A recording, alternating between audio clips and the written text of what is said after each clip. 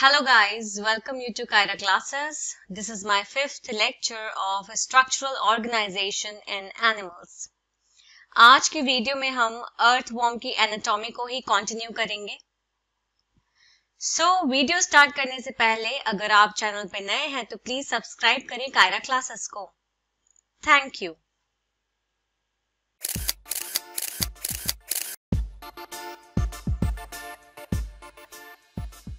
First topic है हमारा circulatory system. Pheretima exhibits a closed type of blood vascular system consisting of blood vessels, capillaries and heart. तो pheretima मैंने आपको बताया था एग्जाम्पल है अर्थवर्म का.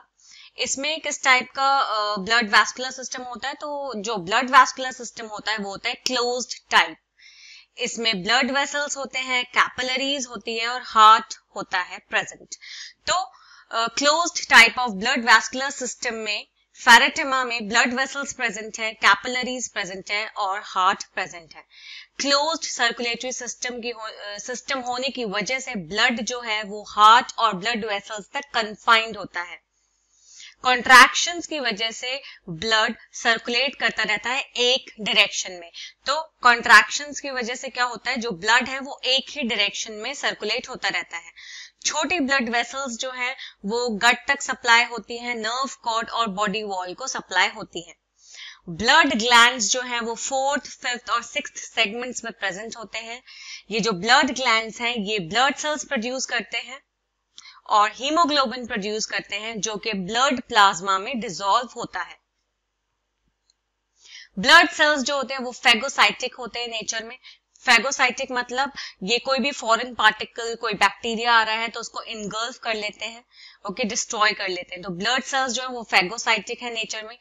अर्थवर्म्स में ब्रीदिंग डिवाइसेस नहीं होती हैं.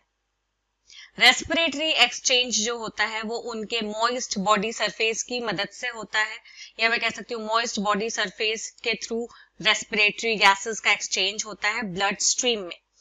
नाउ अब आप डायग्राम देख सकते हो क्लोज सर्कुलेटरी सिस्टम का, अर्थवर्म का. तो यहाँ पे आप देख सकते हो किस तरह से शो कर रखा है. डोर्सल वेसल, लेटरल हार्ट्स, यहाँ पे दो लेटरल हार्ट्स दिखाए गए हैं आपके 7th और 9th सेगमेंट पे. ओके, देन यहाँ पे आप देख सकते हो लेटरल इसोफेजियल हार्ट्स यहाँ पे शो किए रखे हैं 12th और 13th सेगमेंट पे. कॉमिस्यूरल वेसल देख सकते हो आप यहाँ पे. सब न्यूरल वेसल प्रेजेंट है, anterior loops, ventral vessel and lateral oesophageal vessel. Okay, तो इस तरह से ये पूरा जो है आपका क्लोज्ड सर्कुलेटरी सिस्टम है अर्थवर्म का. नेक्स्ट है हमारा excretory system. The excretory organs occur as segmentally arranged coiled tubules called nephridia. Similarly अगर मैं बात करूं, सिंगुलर बोलूं तो nephridium. तो अर्थवर्म में जो एक्सक्रीटरी ऑर्गन्स होते हैं वो सेगमेंट के अकॉर्डिंग, मतलब सेगमेंटली अरेंज्ड होते हैं, मतलब सेगमेंट के अकॉर्डिंग वो अरेंज्ड होते हैं. कोइल्ड ट्यूब्यूल्स मतलब जो ट्यूब्यूल्स ट्यूब लाइक स्ट्रक्चर्स है बट वो कोइल्ड ट्यूब्यूल्स में अरेंज्ड होते हैं जिन्हें हम कहते हैं नेफ्रीडिया. 3 टाइप के नेफ्रीडिया जो होते हैं वो प्रेजेंट होते हैं अर्थवर्म में. पहला है सेप्टल नेफ्रीडिया. सेप्टल नेफ्रीडिया है वो कहाँ प्रेजेंट होता है, वो दोनों साइड्स, इंटर सेगमेंटल सेप्टा के दोनों साइड्स पे प्रेजेंट होता है. और कौन से सेगमेंट में प्रेजेंट होता है, तो सेगमेंट नंबर 15 पे सेप्टल नेफ्रीडिया प्रेजेंट होता है दोनों साइड्स पे इंटर सेगमेंटल सेप्टा के. और ये किसमें ओपन होता है, ये इंटेस्टाइन के में ओपन होता है, लास्ट में जाके इंटेस्टाइन में ओपन होता है. सेकेंड है इंटेगुमेंट्री नेफ्रीडिया. इंटेगुमेंट्री नेफ्रीडिया जो है वो बॉडी वॉल की लाइनिंग से अटैच्ड होता है. कौन से सेगमेंट पे, सेगमेंट 3 पे. और लास्ट किस पे ओपन होता है, बॉडी सरफेस पे जाके वो ओपन होता है. थर्ड है फेरेंजियल नेफ्रीडिया. फेरेंजियल नेफ्रीडिया जो है वो एक तरह से 3 पेयर टर्व्स के तौर पे प्रेजेंट होता है 4th, 5th और 6th सेगमेंट्स पे. तो ये 3 सेगमेंट्स हैं 4th, 5th और 6th. इसमें 3 पेयर टर्व्स में ये क्या होता है, ये प्रेजेंट होता है 4th, 5th और 6th सेगमेंट्स में फेरेंजियल नेफ्रीडिया. ये जो डिफरेंट टाइप्स है नेफ्रीडिया के जो अभी हमने डिस्कस किए, वो उनका अगर स्ट्रक्चर देखा जाए तो वो बहुत लगभग एक जैसा ही दिखता है। नेफ्रीडिया का क्या काम है कि ये वॉल्यूम और जो बॉडी फ्लूइड्स का कॉम्पोजिशन है उसको मेंटेन या रेगुलेट करके रखता है। नेफ्रीडियम जो है वो एक फनल की तरह फनल की तरह एक्ट करता है या एक फनल की तरह दिखता है, जो क्या करता है एक्सेस फ्लूइड को कलेक्ट करता है सीलोमिक चैम्बर से। तो जो सीलोमिक चैम्बर से फ्लूइड आ रहा है तो उस फ्लूइड को कौन कलेक्ट करता है? नेफ्रीडियम। फनल जो है वो कनेक्ट करता है नेफ्रीडियम के ट्यूबुलर पार्ट को, जो डिलीवर करता है वेस्टेस को पोर के through to the surface in the body wall into the digestive tube। तो फनल ने क्या किया? फनल कनेक्ट हुआ नेफ्रीडियम के ट्यूबुलर पार्ट से, जिसने क्या किया? वेस्ट को डिलीवर किया पोर के थ्रू, कहां पे? डाइजेस्टिव ट्यूब के जो बॉडी वॉल है उसके सरफेस पे। Now you can see the diagram of nephridial system in earthworm. तो यहाँ पे आप देख सकते हो नेफ्रीडियल सिस्टम दिखा रखा है पूरा अर्थवर्म का। तो यहाँ पे माउथ है, buccal cavity, pharynx, blood glands, okay, जो ब्लड मतलब ब्लड सेल्स और हीमोग्लोबिन फॉर्म करते हैं। डक्ट्स देख सकते हो यहाँ पे फेरेंजियल नेफ्रीडिया के, ये डक्ट्स हैं, okay. Then tufts of pharyngeal nephridia, यहाँ पे आप देख सकते हो ये टफ्ट्स हैं फेरेंजियल नेफ्रीडिया के। फिर यहाँ पे है integumentary nephridia, okay, forest of integumentary nephridia यहाँ पे प्रेजेंट है। लास्ट में आप देख सकते हो सेप्टल नेफ्रीडिया प्रेजेंट है। नेक्स्ट है हमारा नर्वस सिस्टम। नर्वस सिस्टम जो है वो बेसिकली रिप्रेजेंट करने के लिए यहाँ पे क्या होते हैं? गैंग्लिया होते हैं। तो गैंग्लिया नर्वस सिस्टम अर्थवर्म के नर्वस सिस्टम को रिप्रेजेंट करता है।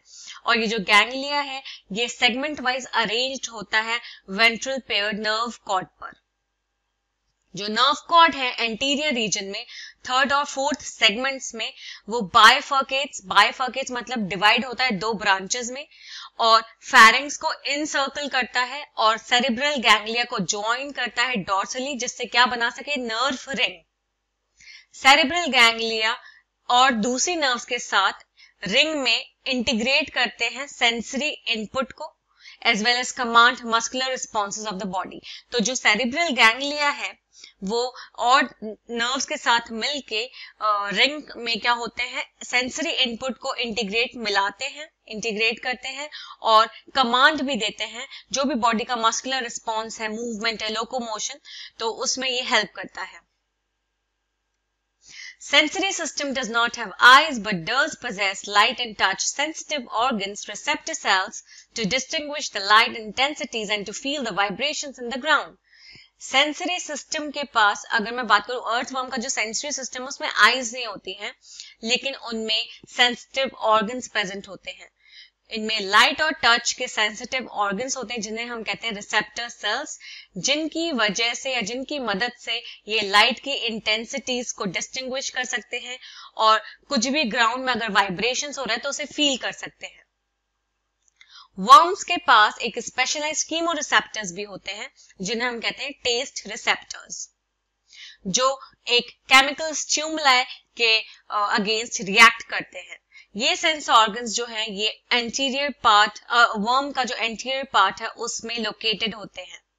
तो वर्म्स के पास स्पेशलाइज्ड कीमोरिसेप्टर्स भी होते हैं, ओके, जिन्हें हम कहते हैं test receptors, okay.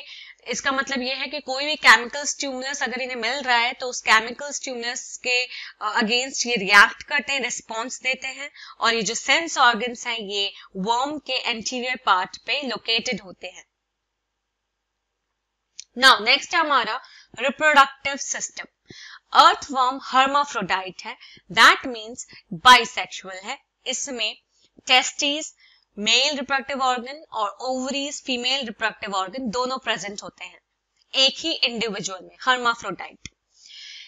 2 pairs of testis जो है वो 10th और 11th सेगमेंट्स में प्रेजेंट होती हैं। तो अगर मैं बात करूं अर्थवर्म में 2 पेयर्स होती है टेस्टिस की, कहां कौन से सेगमेंट्स में? 10th और 11th सेगमेंट्स में प्रेजेंट होते हैं। इनके वासा डिफरेंशिया जो है वो 18 सेगमेंट तक रन अप होता है, जहां पे वो फिर क्या 18 सेगमेंट से फिर वो ज्वाइन कर लेता है प्रोस्टैटिक डक्ट को। दो पेयर्स होते हैं असेसरी ग्लैंड्स के, जो कि मतलब अगर मैं बात करूं दो पेयर्स असेसरी ग्लैंड्स के, तो एक पेयर जो है 17th सेगमेंट में प्रेजेंट होता है और दूसरा पेयर जो है असेसरी ग्लैंड का 19th सेगमेंट में प्रेजेंट होता है। इनके पास common prostate and spermatic duct होता है।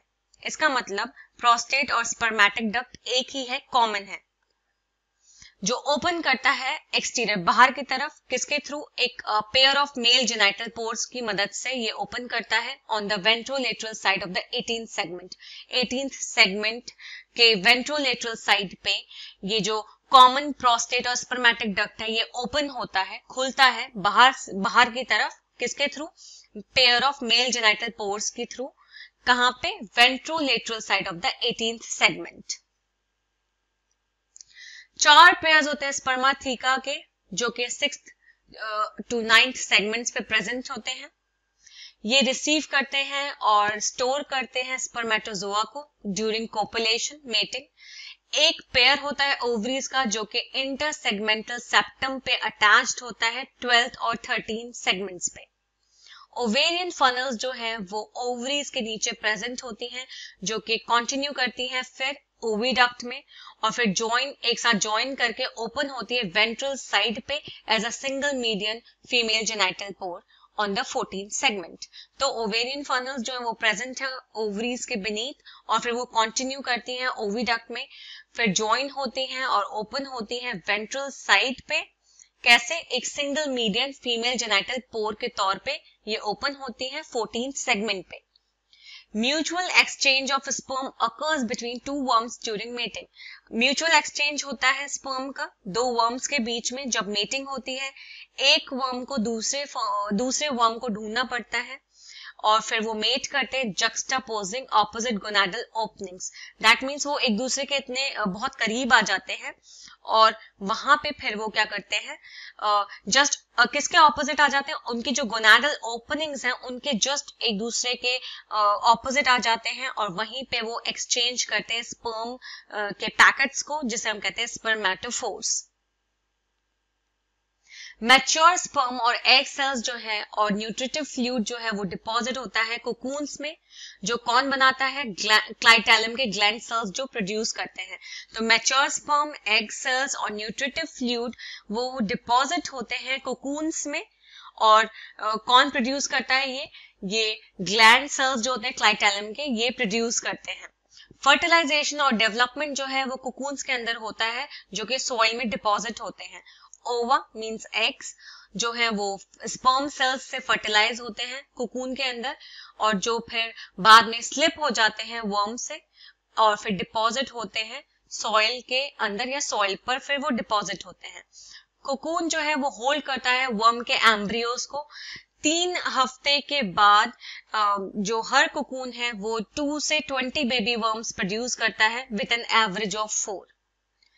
अर्थवर्म्स जो हैं वो फ्रेंड्स ऑफ फार्मर्स भी उन्हें कहा जाता है, क्योंकि वो क्या करते हैं, वो सॉइल के अंदर बरोज बनाते हैं और उसे मतलब सॉइल को पोरस, मतलब पोर्स जो है मैंने आपको बताया था, वो जो सॉइल को क्रैक्स को ओपन करके बरोज बनाते हैं जिससे वो क्रॉल कर सके आसानी से।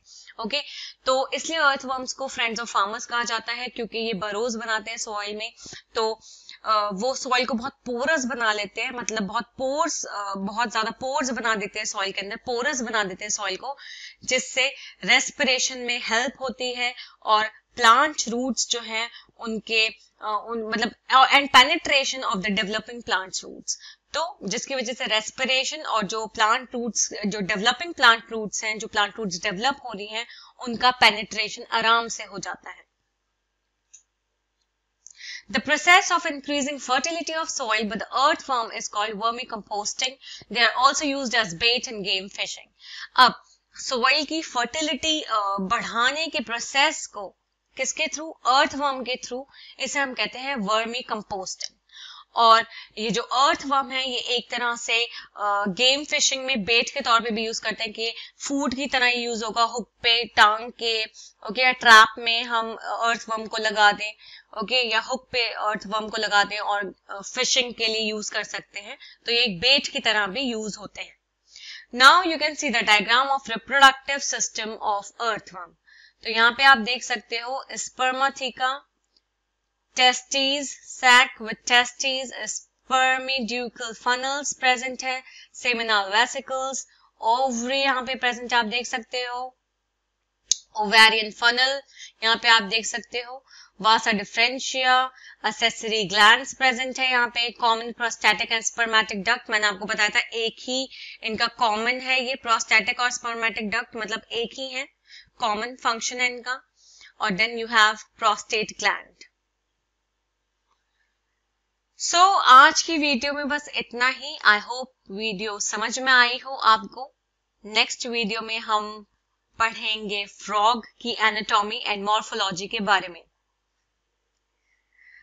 Thank you for watching and please subscribe my channel for more videos. Thank you.